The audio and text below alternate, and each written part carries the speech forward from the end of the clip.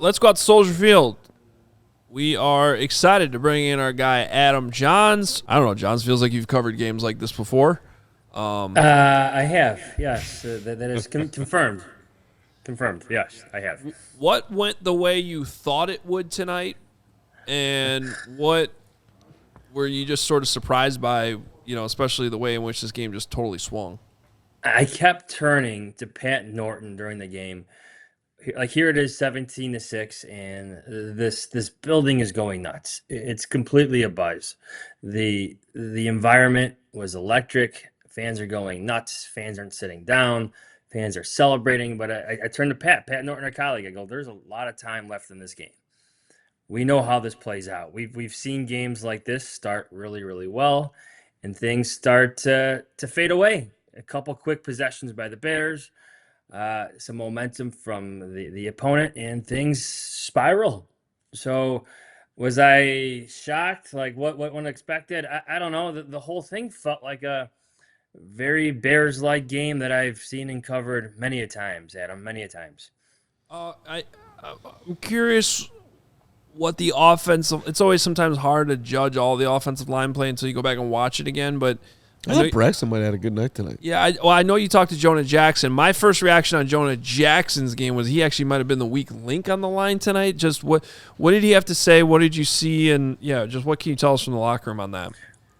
Well, the main conversation points with Jonah Jackson were the penalties, the pre-snap penalties, which you and I discussed in our last podcast, something that we thought would carry over from training camp to here because we saw no signs of that stopping.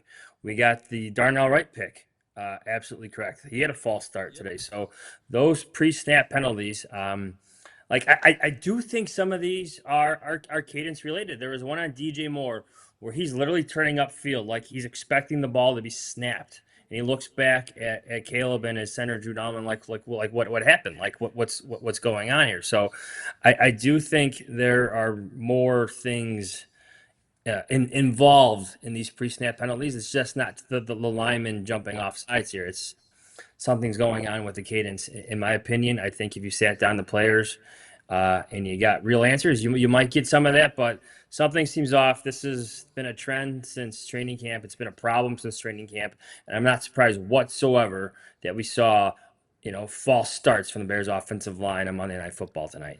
I mean, I got to be honest with you. I expected that to be a problem. It was way worse than I even expected. I mean, I didn't think it was going to be that bad. I thought you'd have like a few, but like to have, because it wasn't. Remember now, it wasn't just the false starts, Jahns. They also had to burn some timeouts because they weren't ready to go. And Ian, we talked about this earlier in the show. I don't know what you thought during the game, but even sometimes when they did get the playoff, I thought it was a theme throughout the night where they were breaking the huddle too late, and they were not leaving themselves enough time to put this guy in motion and get everything. It just was too chaotic.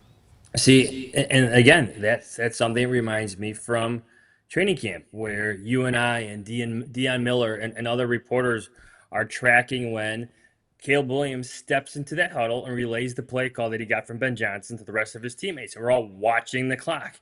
So here I am in the press box seeing Caleb Williams go into his huddle with like 15 seconds left. And he's breaking the huddle now with 10, 9, 8. You knew the timeout was coming. You could sense it. So again, that's another thing. Like, am I surprised it carried over from training camp? No, because those were concerns that happened in training camp. And I think some of these things just need time to be sorted out between, Ben Johnson, Caleb Williams, and the rest of the offense. But it's still a problem when you still see these things come to fruition live in a game that's so close like this one. So what do you do if you're Ben Johnson then? Like, do you agree with his decision to continue to throw the kitchen sink at the offense when they clearly weren't ready for those kind of operations tonight? Or should that be what it is? Like, sink or swim, we're going to keep doing this and you guys are going to get it right. And if you don't, we're going to have 150 yards in penalties. Well, what is it officially? It was 12 for 127. Do I have that right? Yep. It was not good. Not good. That is a lot of yardage and penalties. And I know two of them are debatable. The Darnell Wright one, the Tyreek Stevenson one.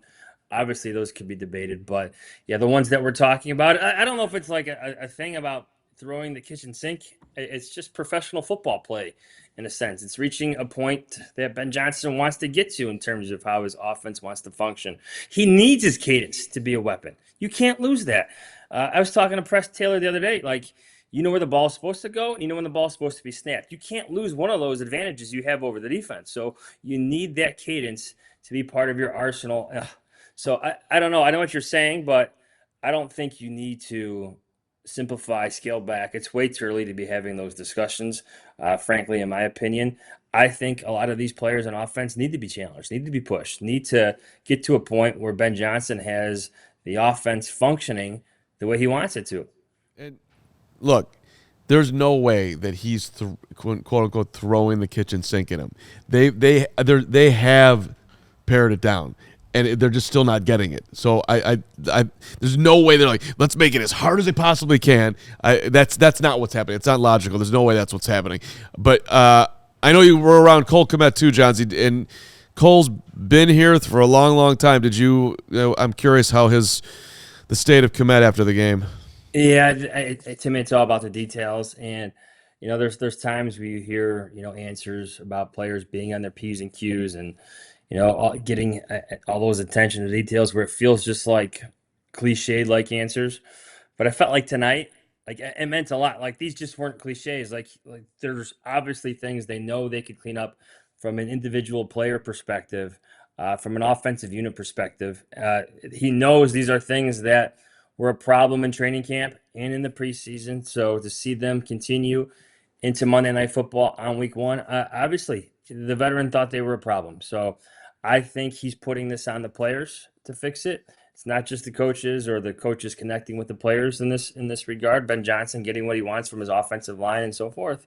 I think there's some players that need to fix things. At least that's the message I seem to get from Cole Kmet standing in a crowded locker room, at least around his stall.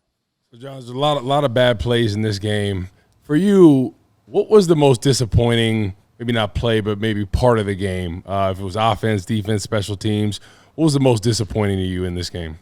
I guess you could sense the momentum completely shift in that fourth quarter. Like the vibe and the energy in this stadium, all those good things that I said existed early on, they were gone. Like there's this sense of doom and dread that set in Soldier Field. I think we all know that feeling. It's one of those, like here we go again feelings.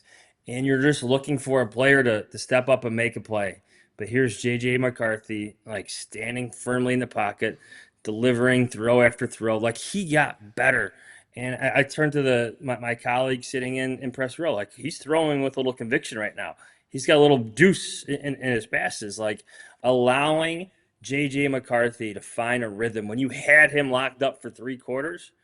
Like, and I think that's just not the defense, because I think guys like Dayo Odangbo really had great nights. It's having like, I'm going back to things I've heard forever, like having that complementary football where the offense delivers a drive where they answer, where they don't come off the field on 3 and out, or they don't have a short possession.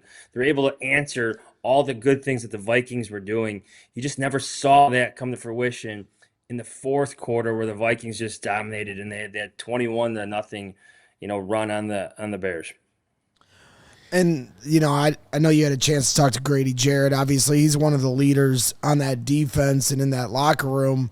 What did he have to say in terms of how the switch got flipped in the fourth quarter? A lot of talking about like finishing, playing, full game, full 4 quarters and whatnot. But it was very apparent to me, talking to Grady Jarrett or being in that scrum and talking to Nahshon Wright, that pick 6 brought this place alive, where the defense, like they thought they had this. They thought they had the Vikings figured out. They felt the energy.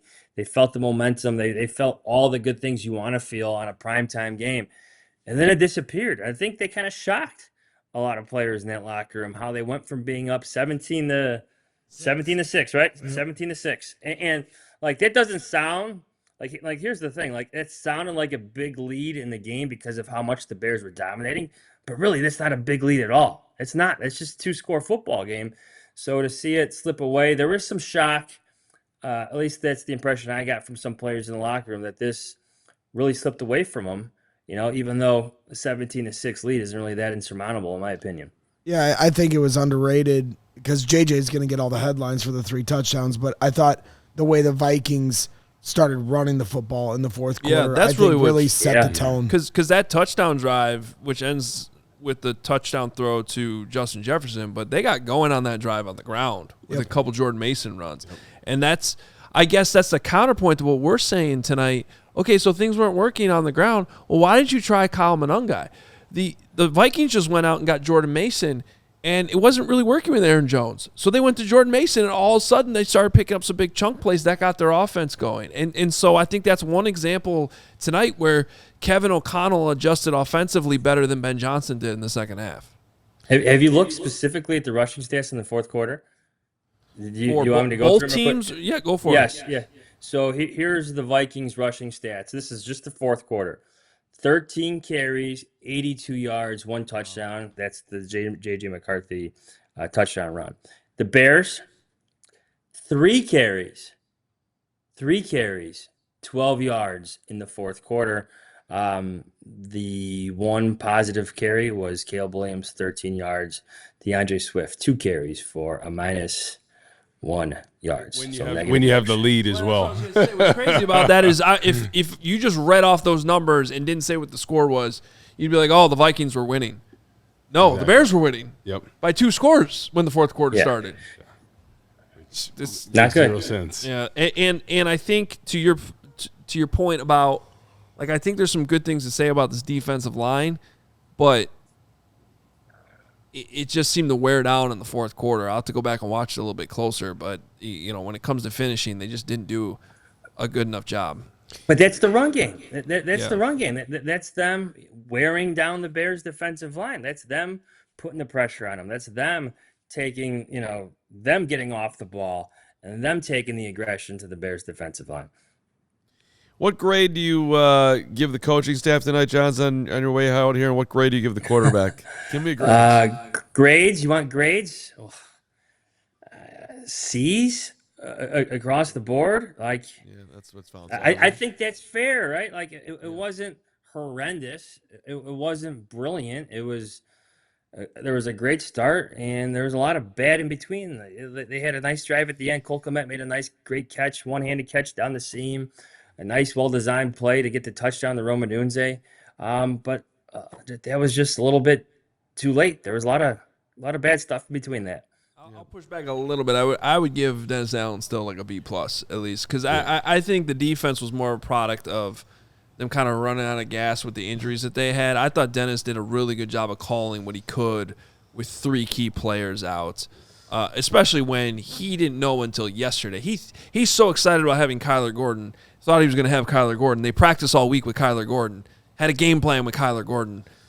The other ones you knew you weren't going to have probably, but Kyler Gordon, to have that go out, like, that's a big adjustment you have to make last minute. And I thought overall Dennis Allen had a pretty good game. I mean, holding them to 254 yards of total offense. I mean, that's pretty dang good. They were in tough situations, let up some scores, but I thought they played pretty solid. Go ahead, Johnsy. I was just going to say, well, I know what you guys are saying, but it's J.J. McCarthy's first start. After having his injury last year, they're missing their second best receiver.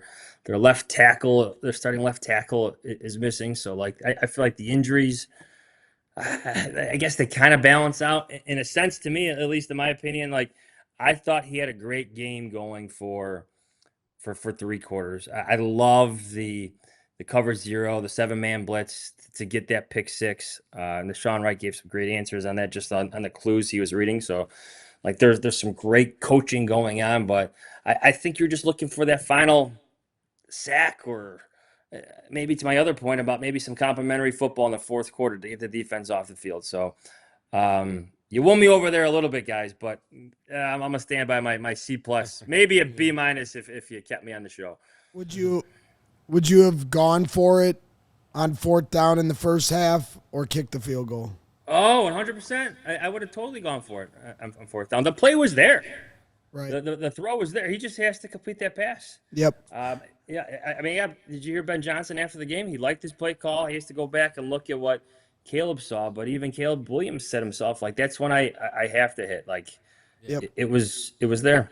And then the last coaching decision at the end of the game, Are you onside kicking it?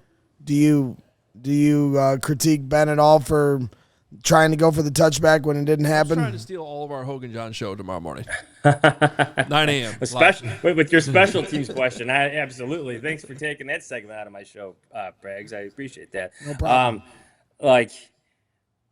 I'm just trying to think about how many times we've seen Cairo Santos kick it out of the back of the end zone. I know he's done it, and I don't think it was really windy night, but like this is the moment where he had to deliver it, and he didn't. So that was the plan. That's what they wanted him to do. He said, just in terms of what the information they were getting, this is Ben Johnson I'm talking about, just in terms of the information they were getting, if they kicked it out of the back of the end zone and they got the 3 and out, they would have had 56 seconds left, 50-something seconds left.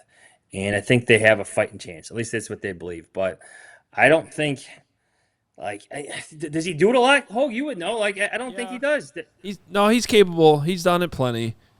It's not a slam dunk, though. It's definitely that's why I would have kicked it out of bounds.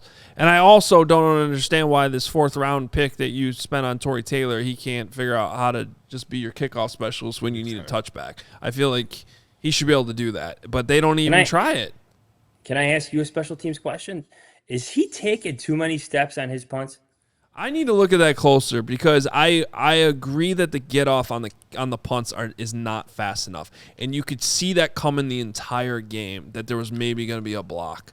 So it's frustrating, man. We see this guy all the time doing all these cool kicks in practice and having this amazing sand wedge that drops like out of the sky right at the 1 yard line over and over and over again with backspin. We see it all the time, and it has just not translated enough to the games. It just hasn't, and it's something they got to figure out. Special teams was bad tonight. It just was.